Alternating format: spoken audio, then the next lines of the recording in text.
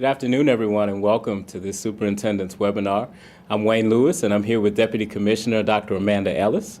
We want to begin actually with a little bit of bragging. So first of all, we want to bring congratulations to the Ryle High School Lady Raiders, the 2019 Girls Sweet 16 champions. These ladies put on an amazing show in winning the state title this last weekend. We also want to congratulate all of the young ladies and the young men who participated in the Sweet 16 tournament over the last couple weeks. In addition to incredible athleticism on display, we saw an incredible amount of pride in local communities and in our state. We saw discipline, we saw hard work, determination, and we want to thank the young people, thank their teachers, thank their coaches for the incredible work that you did. But big, hearty congratulations to the Ryle High School Lady Raiders and the folks in Boone County. As well, we want to do a little bit of bragging on the KSD Deaf Chefs from Kentucky School for the Deaf. These young people finished third in the National Deaf Culinary Bowl held in Las Vegas a couple weeks back. So they finished third overall, as well as earned a second place prize in one competition and two third place prizes. And so we are incredibly proud of them and their teacher, Ms. Mandy Byrne, for the work that they did in preparing for this and the work that they do all year long.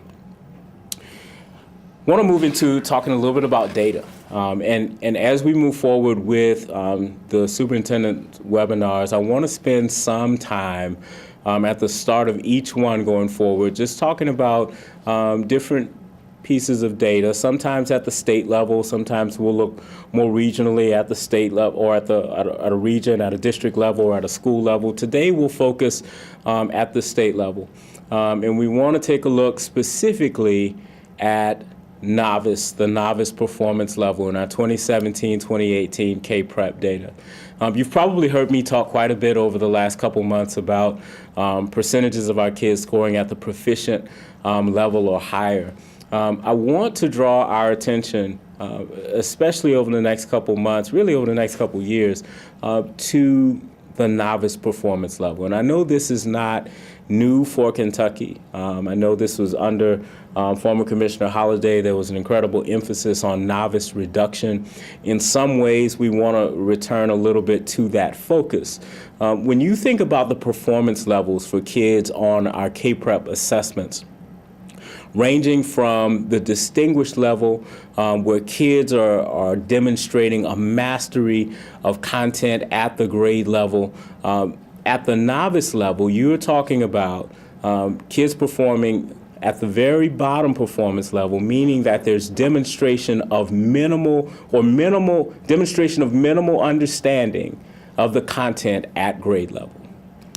That's an area where we want to really work hard to reduce the numbers and percentages of kids. So just so that we're all on the same page and understand what those numbers look like for us at the state level in reading and in math, you're talking about 17% of our 8th graders that score at the novice level. When you start to break those numbers down by populations of students, you see significant disparity, though. One that we don't talk about nearly as much as I think we should, that I'll highlight first, is the disparity between female and male students. So take a look at the differences. In reading, you've got 12% of female students and then 22% of male students scoring at the novice level. And in math, you see a big disparity as well, 14% versus 20%. So consistently, whether it's reading or math, our male students are underperforming our female students in a significant way. I think that warrants some attention and some conversation. As well, when you look at our African American students, 37 and 36% at the novice level. That's over a third of our African American students in Kentucky performing at the very bottom level. Over a third of those students demonstrating minimal understanding of the content at grade level. And then free and reduced price lunch, I'll draw your attention to that one finally as well. That's 23%, both for reading and math. So we have some work to do. We've made some progress, but this is one of those areas where I want us to continue to focus on. And I think it's incredibly important as we move into this conversation on high school graduation requirements and the revised high school graduation requirements that we keep a careful eye toward those novice percentages. So let's talk high school graduation requirements. Big changes that we've proposed is moving to greater flexibility in course taking for students, with the idea being that as students are preparing for different careers, for different types of post-secondary education, whether that's a career training program, an apprenticeship, a 2-year degree program, a 4-year degree program, that there may be differences in the types of coursework and the pathways that they pursue while they're in high school. And so we wanted to do everything that we can to ensure that while we want every kid to pursue a rigorous curriculum, take a rigorous set of courses that prepares them well for what comes next, that we allow enough flexibility for kids to map their courses onto their individualized learning plans that align with where they intend to go. So you've heard me talk about these before. I won't go through them in significant detail. You'll see greater flexibility in English. You see greater flexibility in mathematics. The flexibility in science and in social studies continues to be there. The health and PE credits, those remain the same. The visual and performing arts credit remains the same. And then the elective credit as well. But with renewed emphasis and insistence that the elective courses that students are taking, whether it's the free electives or the mathematics, the English, the science, or the social studies, that they should in fact be aligned to what students are doing with their individualized learning plans.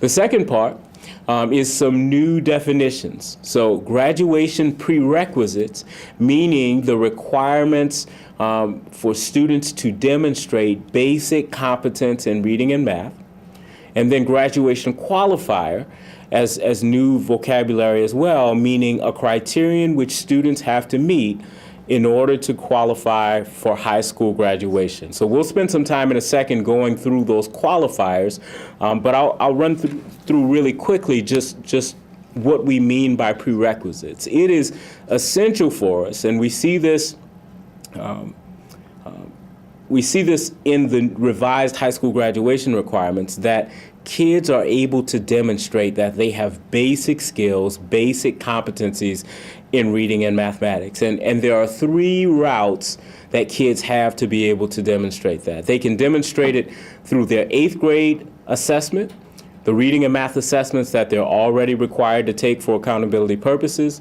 They can score at the proficient level or higher on those 8th grade assessments. They can do it through the 10th grade reading and math assessments that they're already required to take for accountability purposes.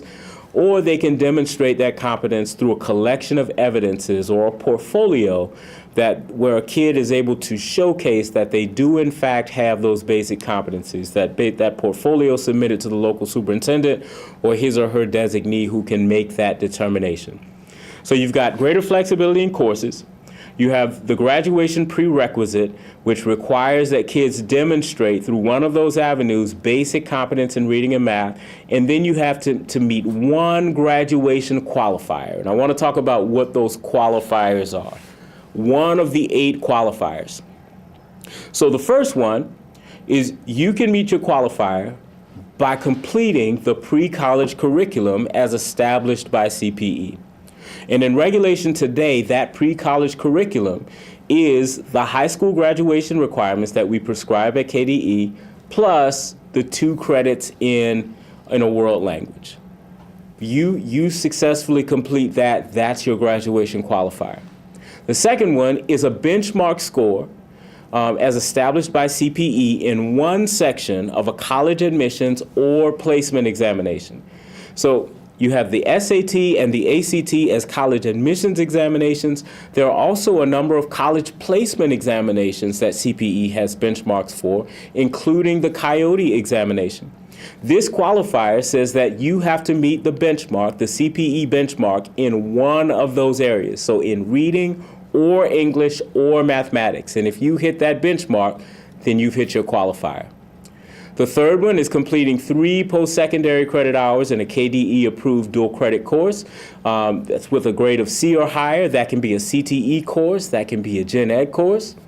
The fourth one is 1 course and a corresponding assessment meeting the following criteria. So if it's an AP course, a score of 3 or higher, a Cambridge International course with a score of E or higher, or an IB course with a score of 5 or higher.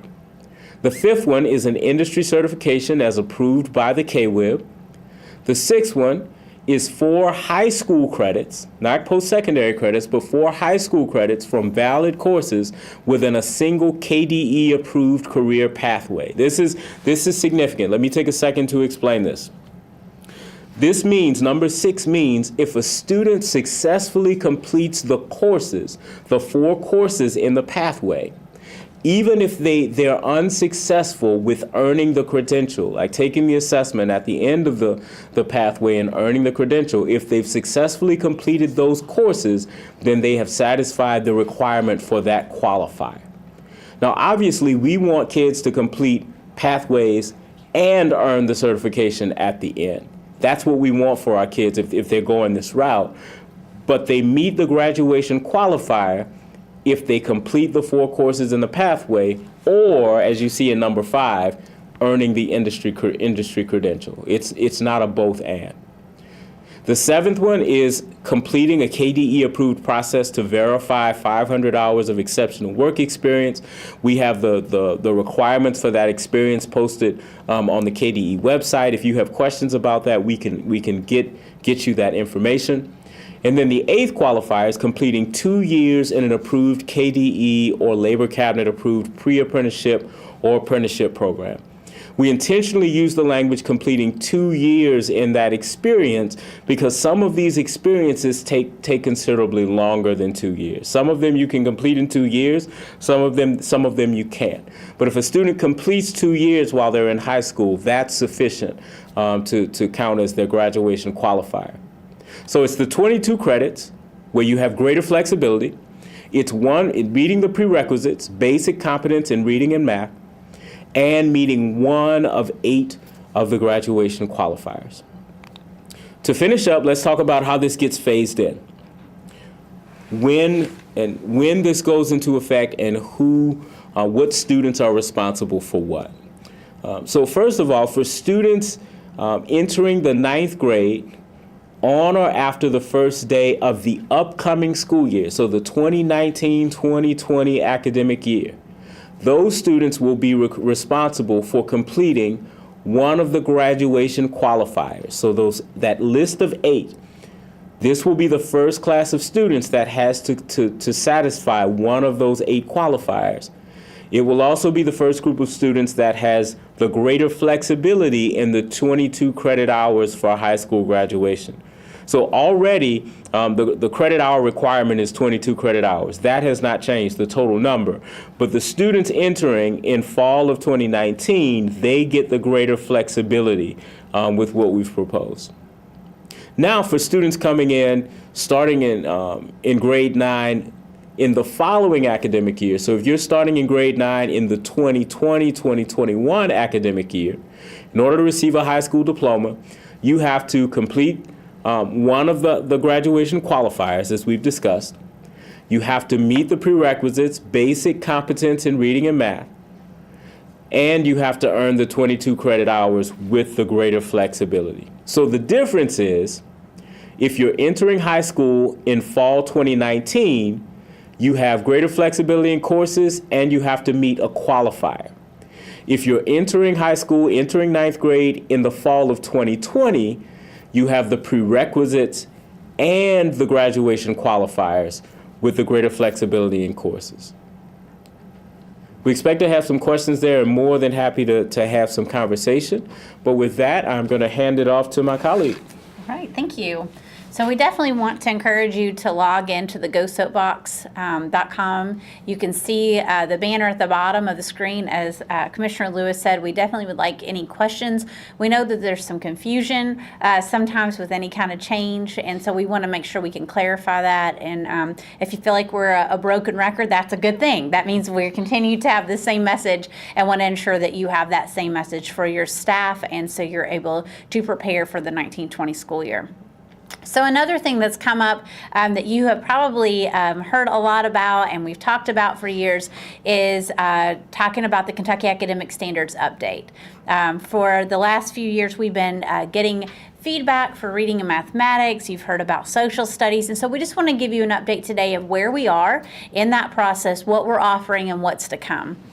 And so the first thing we want to definitely hit on is we hear all the time, what's approved, what is not, why can't we find things on the web? So we had approval. These are the dates that the standards were approved for final regulation changes and those documents in reference. So mathematics and reading and writing were approved March 8th. So they are officially on our website, and I'm actually going to show you a new website that we are doing a soft launch or soft pilot for people to use. Physical education and health education were approved February 1st, along with computer science, although computer science is not required. That's why it's not on the list, but it was approved at the same time. And social studies right now is in the public comment period until March 31st. And so, as you know, it's a process to get standards revised. It's not a quick board approval. It's 2 readings. Then we have it out for public comment, and then we will go through the legislative process of having that regulation updated and those documents put into our reg to make them official. And so, if you're looking for the social studies document, because it's still in draft form, it is public on our KBE minutes, but you will not find it on our website yet because it is not in final approval. So that should answer questions on why you cannot find those. So let's talk a little bit about implementation for reading and mathematics. And so this entire month of March, many of you all have probably attended or you've had staff attend a March leadership meeting to prepare for standards rollout. When we adopted our revised standards in mathematics and reading in early 2009, 2010, there was a lot of funding that went into that for Race to the Top and an expectation to have a massive rollout for implementation. In that, we learned a lot of lessons. We learned the power of teacher leadership for implementation, but we also learned that it's important that all districts have the leadership capacity and support to allow teachers to roll out these standards, along with school and district leadership being fully involved and engaged in that process. We did that well in some categories and not so well the others. So what we have done is kind of take a step back, taken a lot of feedback from districts to prepare as we roll out revised standards. I do want to emphasize, we've had some questions like, you expect us to roll out reading and math at the exact same time? It's not significantly an overhaul, but it is different, and I think it's improved with the incredible work of our teachers across the state of Kentucky and our staff that facilitated that work, along with higher education and even business industry having input into that standards development. We have a really friendly document that we feel like is teacher-driven and much easier to read and implement as you plan your different units. So what our purpose was for the March meetings that we're finishing up this week and next week, is to understand the importance of building knowledge and urgency for implementing the Kentucky Academic Standards. It's important that you start to really dig into what we're already doing, what we need to be doing differently, and really taking a really close look at evaluating our current practices and assignments that we give students. We want to explore resources and supports from the department to districts and schools, and what process we're going to be using, as well as you consider the membership of your district and school implementation teams. So during this March convening, what we've been able to do is to have staff work with your teams to walk through what should be expected of your district team and of your school teams to ensure a positive and productive rollout of standards, and to really not throw the baby out with the bathwater, but really improve practice overall and have an opportunity for real reflection on current practices. The digital resources we have currently right now for district and school support are weekly webcasts that will begin mid-April. Those will just be supports for districts to be able to use in schools on the discussions that should be happening with PLCs, the membership around the implementation team if you choose to use our resources, and I hope you do, different considerations of how to structure that to ensure that it is efficient and effective. We also have a link to the new standards and pilot website. I hope that you will take this as soon as this is over, or if you're a multitasker, which probably most of you are, having kystandards.org. If you log into that, I'll show you what that'll look like, and you can actually get notification of any updates of things that'll be added. And we also have a Google location for you with all of our Google Docs that have resources that have been used for the training thus far for districts and schools to use. We want to make that completely open source for you so you have access to anything that we've gone over during those trainings. We will also be recording one of these March convenings if your staff wasn't able to go, if it didn't meet with your schedule with the regional meeting. We definitely want you to have access to that, so we will have a recorded version early April. The other thing to be looking forward to is we're going to be providing professional learning modules. Module 1 will be getting to know the Kentucky Academic Standards. There will be one for mathematics and one for reading and writing, and there's facilitator notes and slides that can actually walk you through that process to prepare for those changes. Again, this is not us doing your work for you, as far as we will not be deconstructing standards or doing that. That is the work that you do. Rather, what we want to do is help you and your staff build capacity on rolling out and implementing the standards and really using the tools to what you need. Every district has different needs and different capacities, different structures, and we want to honor that, but provide you the resources you need to be able to move forward and to do it successfully. So one of the things we want to show you is actually what the website looks like. Currently, if you go with the kystandards.org, you will see the little plus sign on the top left banner. If you click on that, you can actually register to have updates when this website is updated with new resources. You will be able to get notification of that. Basically, we have it broken down into standards. Right now, there's just reading and writing and mathematics. We will be adding the other content areas once some of our initial training is finished. Our staff is on the road a lot this past month, and so they will be adding that. Resources will be things you can do to help implement the standards, the tools we've been using, and you'll have immediate access to that. And then if you see on the third column, which are events, and that will show you when we will be having convenings, what will be available. When the modules are available, we'll have those under the resources. And so you'll have a one-stop shop for the standards, the resources, and the events that will take place for professional learning. We'll also put that on the professional learning bulletin board for your access to. The other thing we wanted to bring to your attention is a little bit about the facilitator's guide. This just gives you a snapshot of what we're going to be doing. It'll show you the table of contents, how to plan and prepare, what supplies you'll need as a facilitator, the intended audiences, so who should participate, who will benefit from the module, and what's going to happen within each work session. Our staff is working diligently to make this user-friendly, to prepare it for you, to make it accessible and easy to use. You'll also notice that it will give you the layout of the slide and even provide notes for the facilitator. So if you have teacher leaders who may not feel as comfortable leading their peers, it gives an excellent support for what they can do to pose questions, possible content support, the wrap-up, what should you offer, and then next steps. So there's a real intention on continuous improvement, continuous discussion, and ongoing embedded professional learning on rolling out these standards. So clearly a very different approach to what we have done in the past. It is not just about how to read the standards document. It is really about implementation of those standards and really how to use your resources and your current resources that are in your school, in your possession right now. We understand that having professional learning opportunities that pull your teachers or your leaders away from the building is not always cost effective.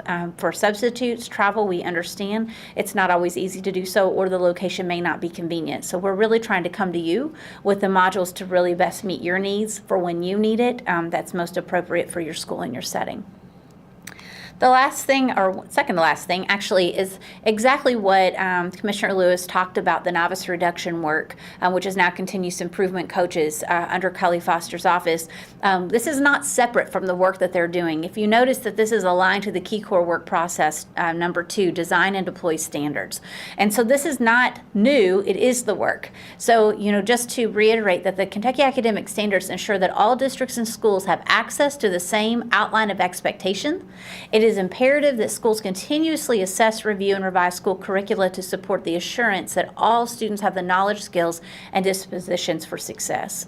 And this is absolutely our goal with this effort. This is not professional learning for the sake of pushing out a document or because it is required in its compliance. Rather, it is what's right for teaching and learning and how we want to support continuous growth for our students. And so we certainly want you to not abandon if you are working with the continuous improvement coaches, but this enhances the work that is going on within our districts and within our state. And we want you to see that there's definite connection to the dots of continuous improvement. The last thing I want to bring to your attention is upcoming dates in June. So this will be one of the only face-to-face we do. We're going to be working on a learning lab style. What this includes for our June face-to-face, once we've gone through our March convenings and we start the modules, this will be the one time we bring together your teams. You can bring whomever you want. We will have 3 locations, June 10th, 12th, and 14th with Christian County, Carter County, and Lexington Convention Center. We will have specific breakout sessions for teachers, school and district leaders, as well as post-secondary education staff as well. This is not something that only happens in the K-12 setting. We really want to ensure continuous a common message, quite honestly, in the continuum of education. It's imperative that we do that. And so that's what the focus will be on those learning labs. We will go deeper into the standards, deeper into the rollout. We also will have the privilege of having the New Teacher Project, TNTP, will be joining us during those 3 convenings to talk through the study of opportunity myth, which is a lot of this focus around our professional learning. Our approach is based off of their research to ensure that students have access, true access to grade appropriate instruction, resources, that they're engaged, and that there's a teacher belief that they can actually achieve. And so in order to do that, we've really felt like that our approach needed to revolve around that research, and that needed to be something that we could impact immediately. So I think that you will find their research to be innovative, but not surprising. But something that we can definitely have going on in our classrooms immediately. And so I really encourage you to be looking for that. We'll have that go out in the Monday message, and we'll put that on our professional learning bulletin board, as well as any other communication we can possibly get out. We'd love to see you there in June, and you'll see those registration opportunities come out very soon. Other than that, that's all I have for standards, but we do want you to ask questions. It's really important. If you have anything specific that you would like to ask or clarification, we would be happy to answer. Yeah, thank you, Amanda. And I'll say in with regard to standards, there's really no more important work that we're doing in public education in Kentucky right now than the work around standards. This is the nuts and bolts of teaching and learning. And we want to do everything we can in partnership with our co-ops and our districts to support teachers in helping them to get up to speed on the new standards, helping to build their capacity, because the extent to which we can deliver standards-aligned instruction using rich curriculum, content at grade level for kids, that's a key determinant whether or not our kids can be successful. Absolutely. So Jessica, do we have any questions? We actually don't have any questions. There is just one comment saying this is outstanding, and the Kentucky Standards resource is very helpful, and they thanked both of you for your work. Wonderful. Our pleasure. Yeah, and we really can't take most of the credit for that. That's I mean, right. so our staff at KDE has worked tirelessly on this and has done an outstanding job in facilitating that process.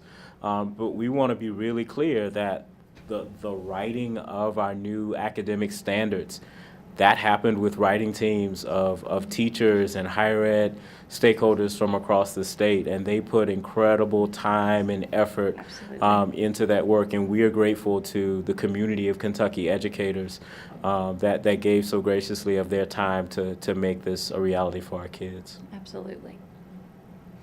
So if we don't have any additional questions, we thank you for tuning in, and we look forward to hearing from you soon. Have a great afternoon, everyone.